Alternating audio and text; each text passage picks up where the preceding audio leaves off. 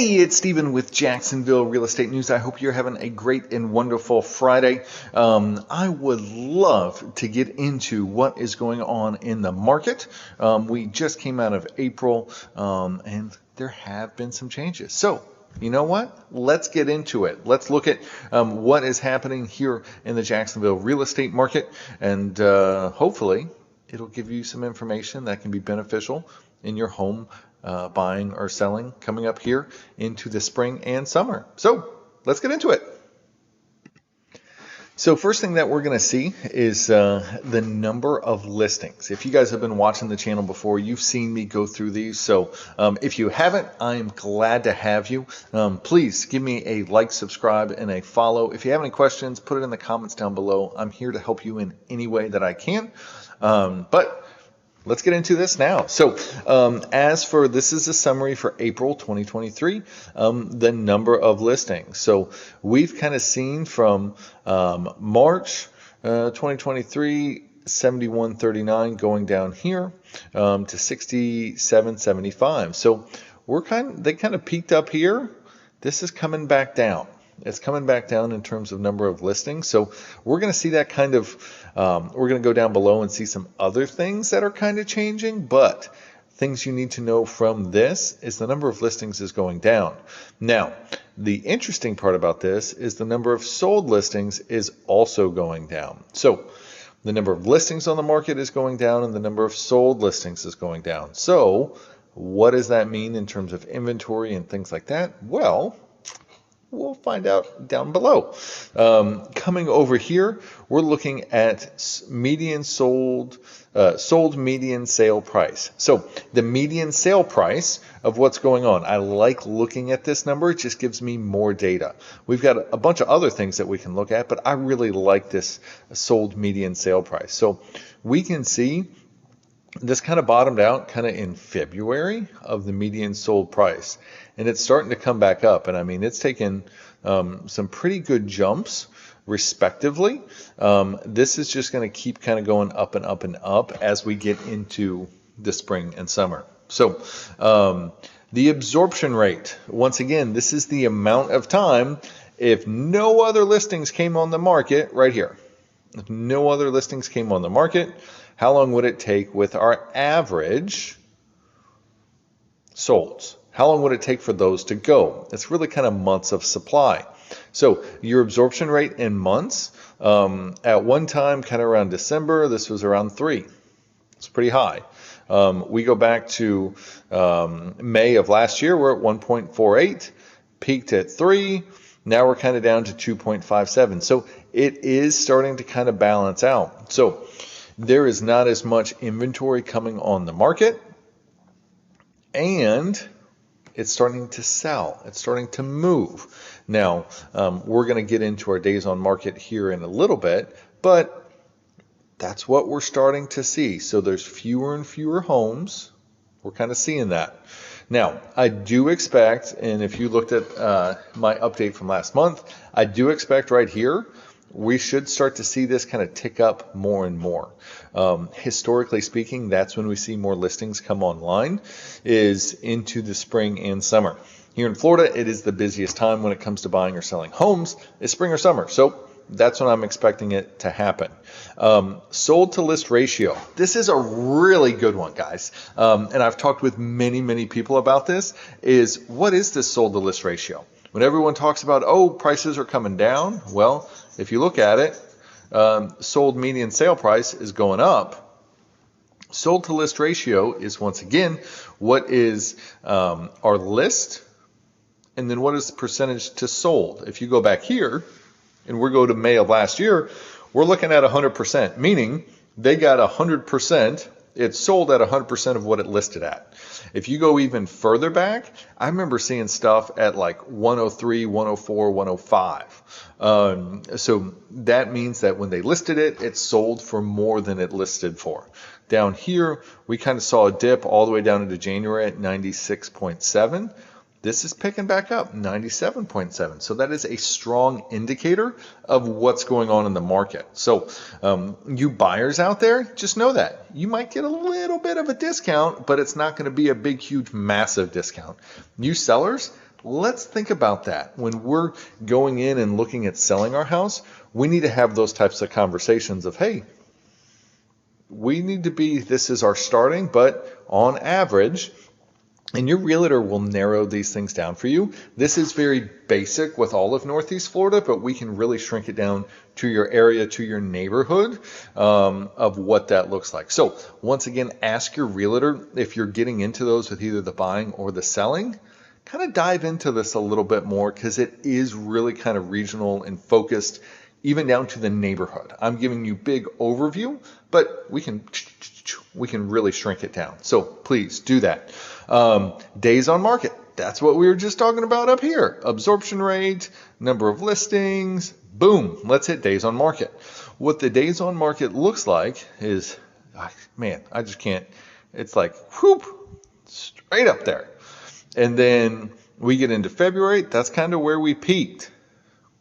Thankfully, at about 80 days, 78.3. Dropped down to March 76, April 74.3. So what's happening, let's kind of break all of this down. So what's happening is that we're seeing that the amount of inventory is kind of going down, but it is going to kind of peak back up, historically speaking. Now, I don't always say I know everything or know anything, but historically speaking, we start to see more inventory coming into the spring and the summer. We're also seeing homes that the days on market, they're going to start coming down. On average, outside of the pandemic, outside of the last couple years, we tend to see that our days on market are anywhere between 45 to 60. That's pretty good for Northeast Florida. With us being up here kind of at the 74 days, yeah, that's still kind of high. I think that's kind of high. I think we're going to see this continue to come down this way. So just be aware of that. Be aware of what's happening and what's going on. Now, here's some stuff that I always like to look at. Is coming in here. This is just kind of a comparable year over year on stuff. All the stuff above that we were just talking about up here, we're just going to summarize it here. I'm going to just stick out here for a second so you guys can look at it. Please review it and see what you think.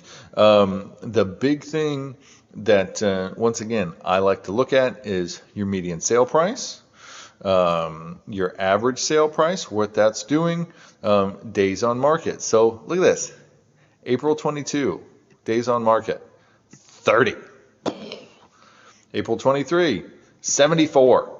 So once again, that happens. We need to be aware of that, and we're seeing that kind of year over year too. So please be aware of that. Things I do like to get into also is kind of where's all this volume happening? What's going on? This is all sold listings, and once again, this is generalized here to Northeast Florida. Sold listings, our biggest chunk kind of the sold listings is really in that 250 to 300, 3 to 400. So anywhere kind of between 250 to 500 is where you see the biggest chunk of homes being sold here in Northeast Florida. If you are looking affordability, and I know everybody's talking affordability, I have customers coming from all over the country. This is what they're looking at. This is what people are looking at compared to other parts of the state of Florida is bam, 250 to 500, you're going to find a house. That's the biggest chunk of what we're seeing kind of here in Northeast Florida.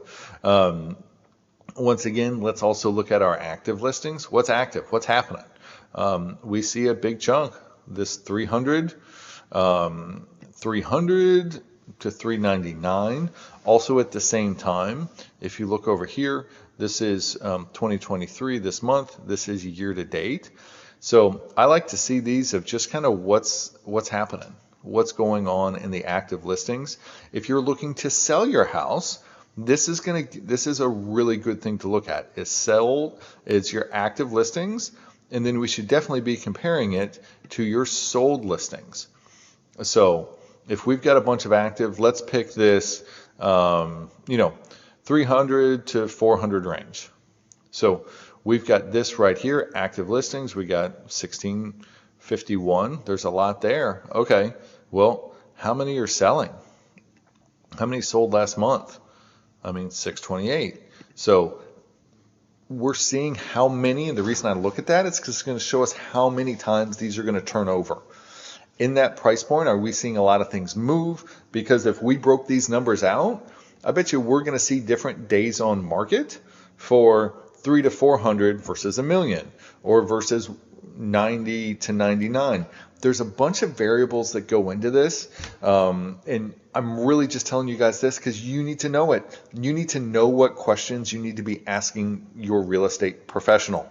Once again, my only goal is to educate and empower you to make the best real estate decision for your family. In doing that, is through education, is through asking questions, knowing the questions to ask. And if they don't know these things, when you start asking them, ask somebody else. Keep asking until you find the answer.